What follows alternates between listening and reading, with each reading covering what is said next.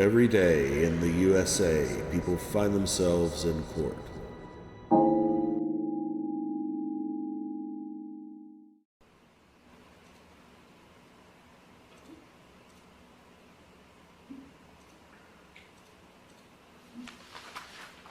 Okay, the court is on the record in State of Ohio versus Lucas Vickery, 24 CRB 348.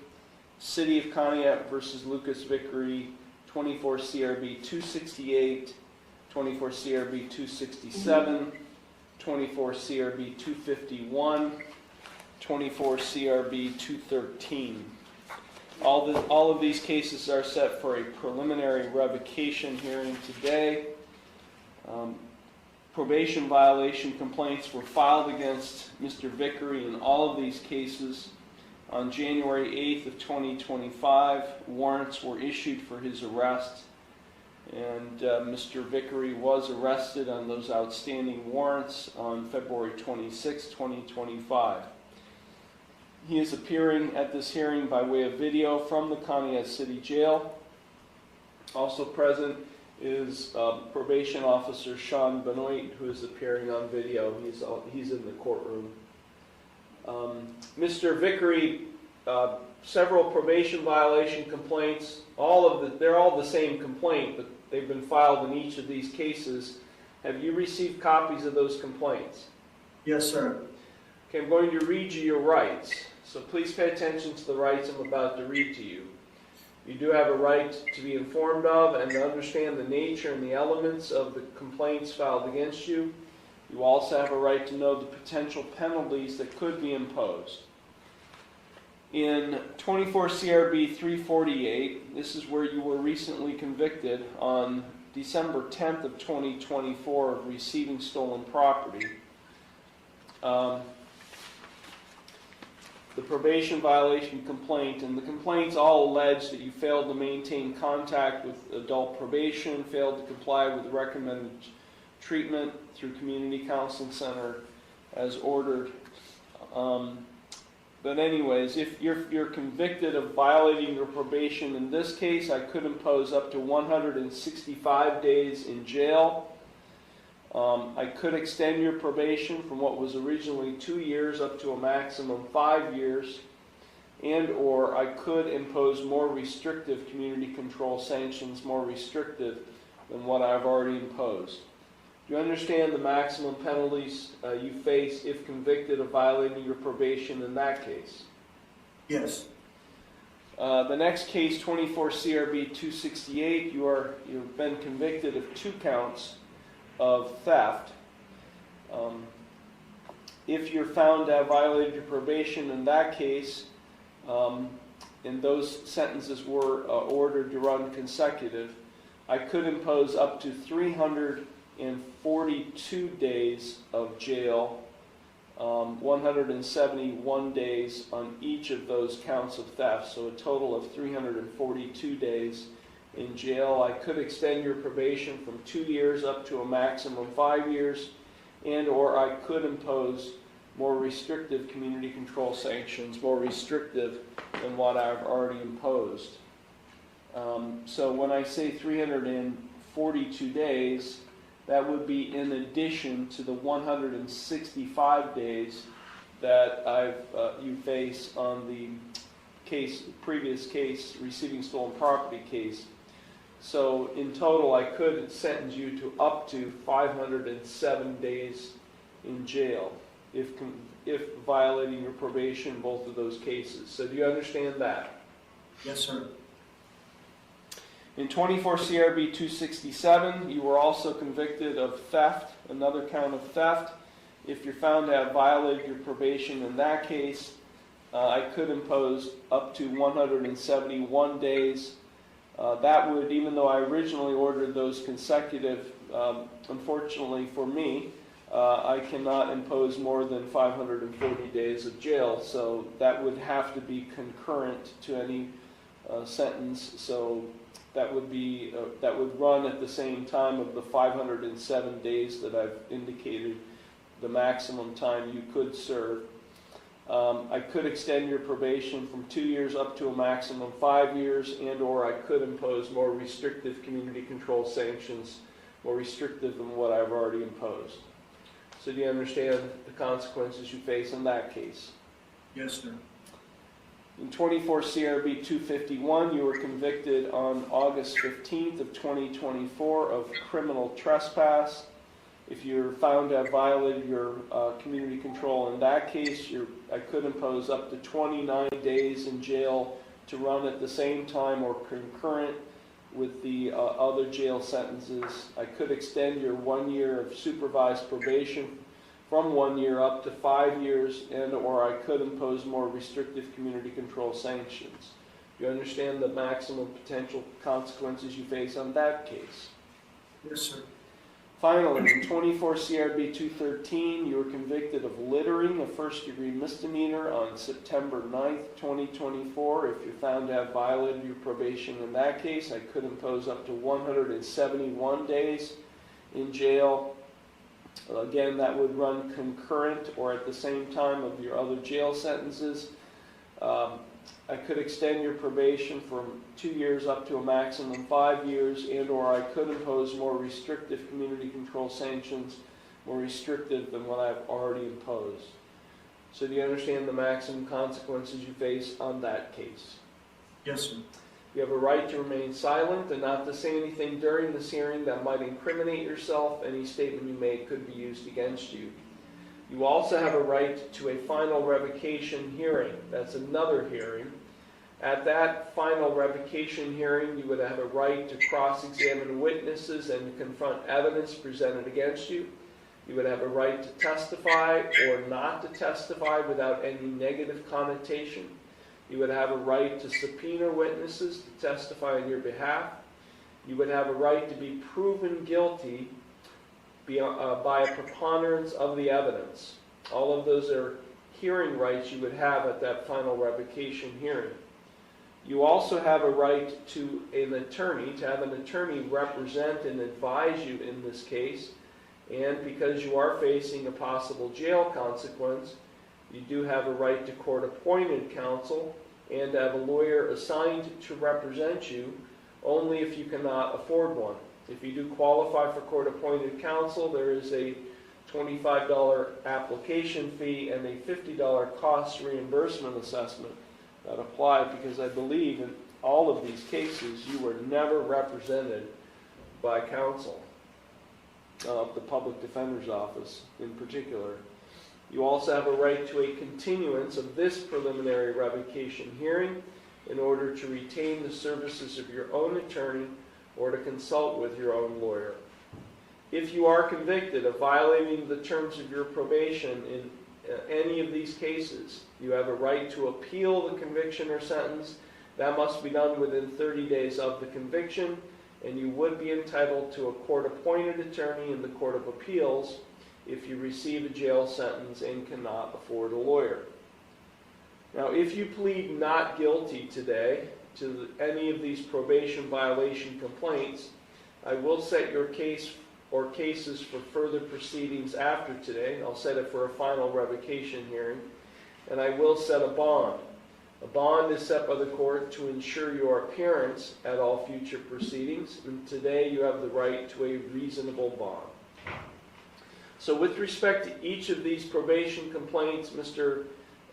Vickery, you have two plea options. You can either plead guilty or not guilty. If you plead guilty, that is a complete admission by you to the complaint filed. If you plead guilty or completely admit to the complaint, the court will find you guilty and then I will impose sentence. The second option is you can plead not guilty. If you plead not guilty, that is a denial by you to the complaint filed, and as I said earlier, if you plead not guilty, I'll set your case or cases for a final revocation hearing in the near future, and I'll set a bond. Mr. Vickery, do you have any questions whatsoever regarding the rights or the plea options I've just explained to you? No, sir. Okay, we're going to start with the probation violation complaint. They were all filed on January 8th, 2025. With respect to the first case, this is the receiving stolen property case in 24 CRB 348. How do you plead to the probation violation complaint in that case? Guilty. In 24 CRB 268, this is where you've been convicted of 2 counts of theft on September 9th, 2024. How do you plead to the probation violation complaints in those cases, or in the complaint in that case? Guilty. To the probation violation complaint filed against you in 24 CRB 267, this is where you were convicted of 1 count of theft on September 9th, 2024. How do you plead to the probation violation complaint in that case? Guilty. To the probation violation complaint filed against you in 24 CRB 251, where you were convicted of criminal trespass, a 4th-degree misdemeanor on August 15, 2024. How do you plead to the complaint filed against you in that case? Guilty. Finally, with respect to 24 CRB 213, where you were convicted of littering on September 9, 2024, that is a 1st-degree misdemeanor. How do you plead to the probation violation complaint filed against you in that case? Guilty. Do you understand, Mr. Vickery, by pleading guilty to these complaints, that you are waiving your right to a preliminary and final revocation hearing, which means you'd be waiving your right to cross-examine witnesses and to confront evidence presented against you? You'd be waiving your right to testify as well as not to testify without any negative connotation. You'd be waiving your right to subpoena witnesses. You'd be waiving your right to be proven guilty beyond a reasonable or by a preponderance of the evidence. All of those are hearing rights you'd be waiving by pleading guilty to these complaints. Are you sure you want to do that today? Yes, sir. You are also, by pleading guilty, waiving your right to an attorney. You do not have an attorney that is representing you or advising you at the current time. By pleading guilty, you would be waiving your right to an attorney. Is that what you want to do? Yes, sir.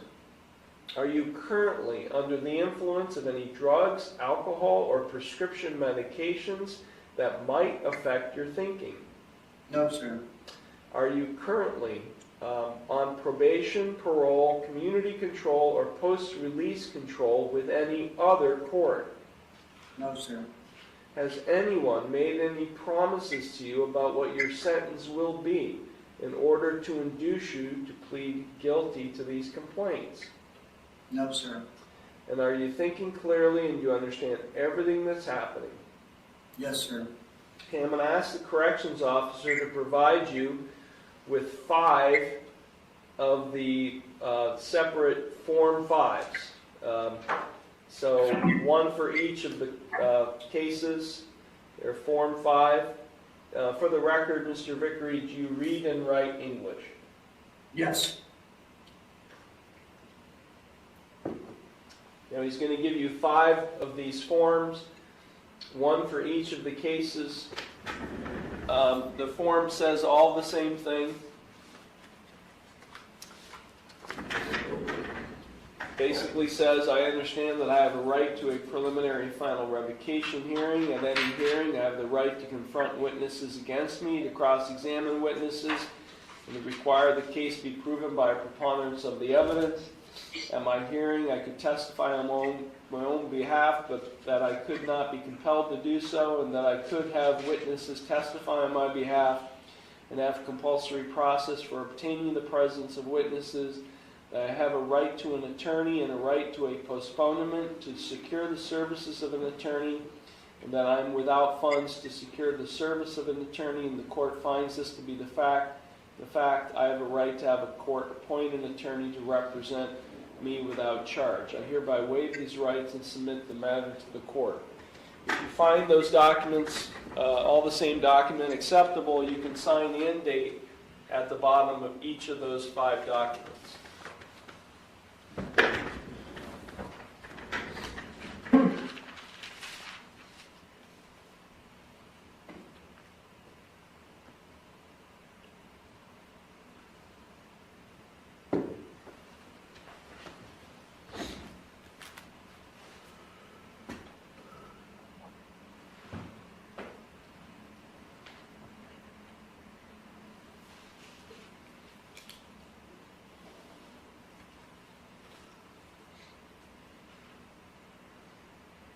They've all been signed, sir. Thank you, thank you.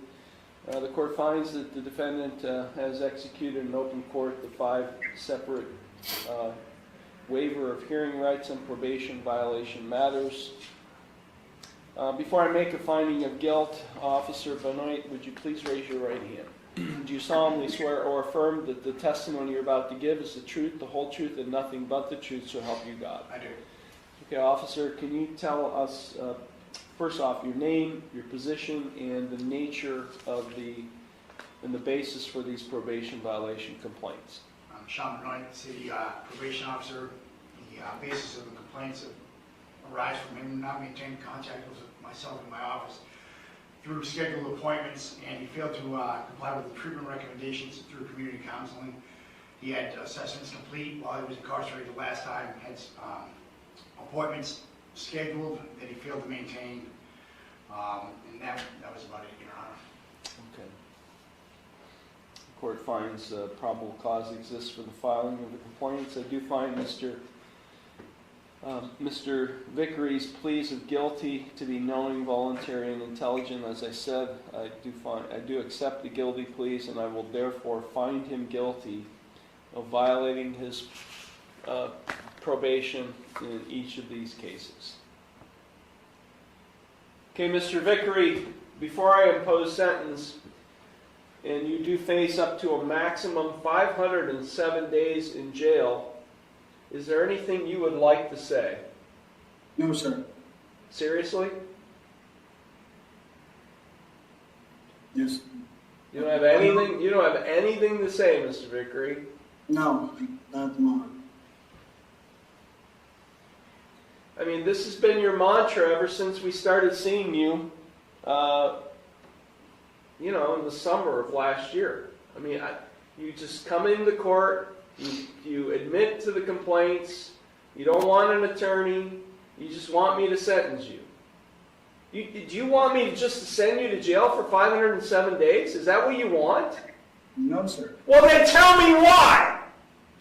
Tell me why I shouldn't send you to jail for 507 days. Speak up. Defend yourself. Say something. Help me to know what is going on in that head of yours. Sir, I would like to become a productive member of the community. I've had trouble finding employment, and I've had trouble finding housing. And I just recently obtained a phone to make contact with Mr. Benoit. What I understand was that last? I What was have not that? made contact with him. What was that last part? I didn't hear that. I'm sorry. I had just obtained a phone to contact Mr. Benoit. You mean the probation officer, Mr. Benoit? Yes. You mean to tell me you never knew how to reach him before just recently? Not other than to walk into the courthouse. Well, that's a lie.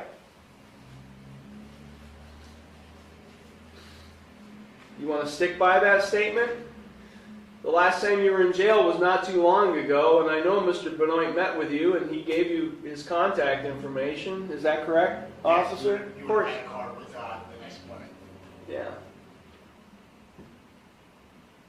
You know where his office is. You know where the court is, right? Yes, sir. You ever make any attempt to come up here and to have communications with him, or do you wait for us to reach out to you? No, I did not make any contact with him. Okay. Did you ever follow up or follow through with anything that was required of you at the community counseling center after you were assessed in the jail the last time? No, sir. Why not? No answer, sir. You want to become a productive member of society, yet you don't follow through with anything. What's going on with you, Mr. Vickery? We've had this conversation before. You don't have much of a criminal history other than what's happened in the last year. So what's going on? Why all of a sudden are you doing what you're doing and you don't seem to care?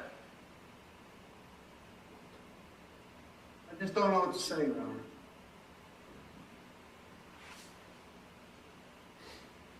Okay, Officer Benoit, any positions? No, Your Honor, I do believe that he does have a desire to change, and given opportunities, I would hope that he would take those opportunities if he was presented with one. Okay, Mr. Vickery, I want to hear it from you. I want to hear it from you. And I shouldn't be begging you to tell me that you want help. You understand that? Yes. I mean, if you really wanted help, Mr. Vickery, you would be on your hands and knees asking me for help. But instead, you just say, well, no, I don't really have anything to say. So, I'm giving you this opportunity, Mr. Vickery, to tell me what you would like the court to do. I would like help, sir. What kind of help, Mr. Vickery? Help with rehab, help with employment, help with housing.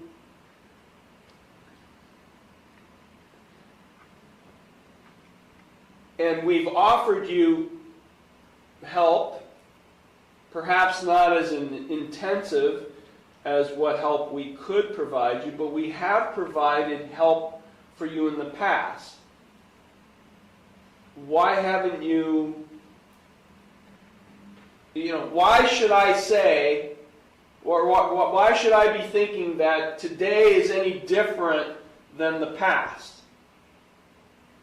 Probation officer is there to assist you, to insist, because I've ordered you in the past to obtain and maintain employment. I've ordered you in the past to get an assessment and to follow through with any recommended course of treatment. The probation officer is there to assist, to help you improve your life. So help me understand why now is different than the past times when we've offered you that assistance. Your Honor, I don't want to spend any more time in jail. I would love to spend time with my kids, and I would love to just get back to normal. I apologize for not following through with the assessment and everything before. I will do this time.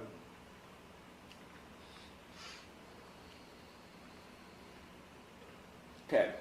So before this hearing, I had Officer Benoit and our bailiff meet with you. So Officer Benoit, did you happen to talk to Mr. Vickery about renewal court?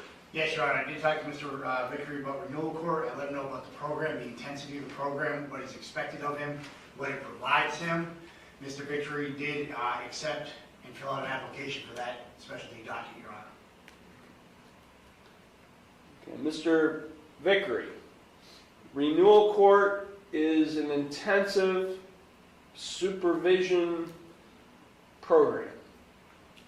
As Officer Benoit, I'm sure, has explained to you. It's intense. But if you really want to change your life, and based on what Officer Benoit has indicated, you've actually signed an application to be part of that program, there's a lot going to be required of you. Are you ready for that intensity, that very intense supervision that will come with that program to help you change your life? Yes, sir. You do have that application? Yes, Your Honor. Okay. Okay, here's what I'm going to do.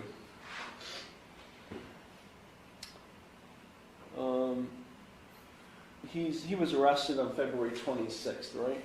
Yes, Your Honor. So he's entitled to 2 days jail credit.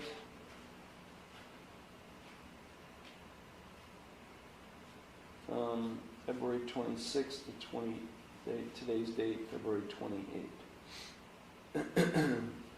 In 24 CRB 348, this is the receiving stolen property case. I'm imposing a jail sentence of 15 actual days in jail. So 180 days total sentence 150 days, suspended. I will give him 2 days jail credit, which means he has to serve for an additional 13 days. That will give, I believe, the agencies time to conduct another assessment on him, because I'm sure they're going to need to assess him again, for all the screenings to be done for renewal court purposes. I'm going to extend his probation for 1 year.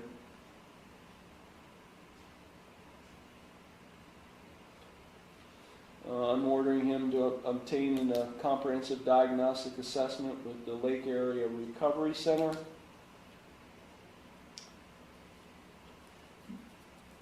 And Community Counseling Center.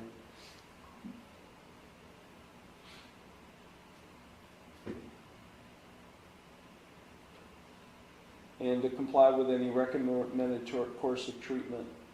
He's to remain drug and alcohol free, and all the other conditions of his probation that are already in place will continue. I will order him to successfully participate in and complete renewal court if he's determined to be eligible.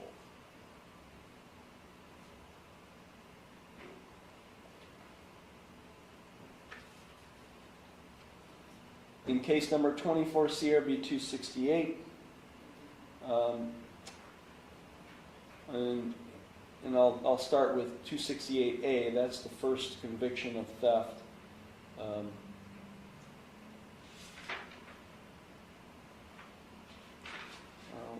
I'll give him. This is consecutive, so I'm going to suspend all 171 days in jail in subcase A as well as subcase B. So there won't be any actual jail time. I'm extending his probation for 1 year.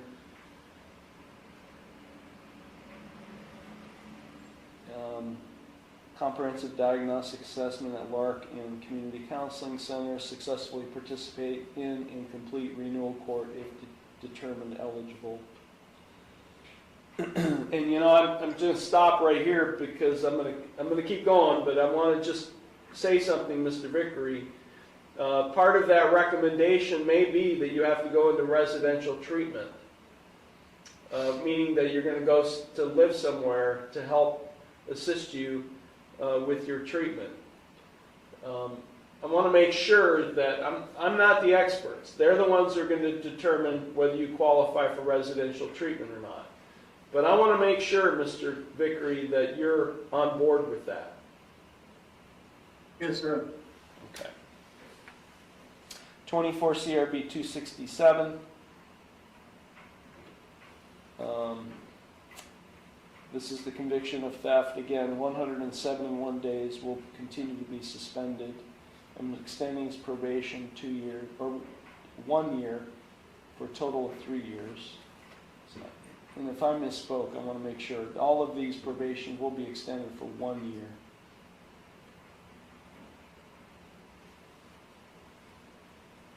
Lake Area Recovery Center and Community Counseling Center assessment, comprehensive diagnostic assessment.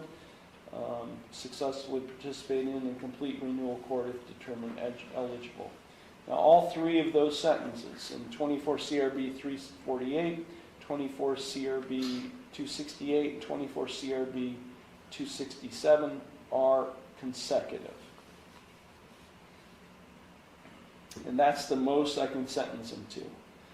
The other cases, 24 CRB 251, criminal trespass, I'm going to order the same things, but I'm suspending 29 days, but that sentence is concurrent.